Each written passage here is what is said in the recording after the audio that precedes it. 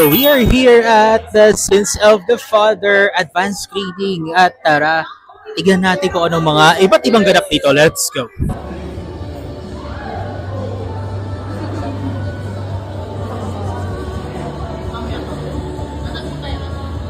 So ito na, magsisimula na red carpet. Let's go!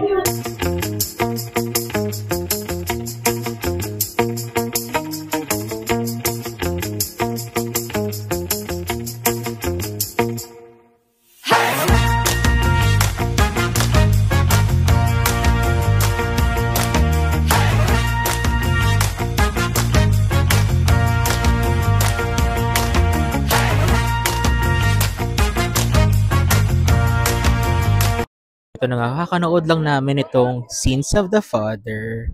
So, very, very intense siya at very applicable siya sa totoong buhay dahil diba nga ang dami-dami nang i-scam ngayon. So, very ano siya, parang eye-opener sa lahat na para mas mag-ingat sa mga nag-i-scam.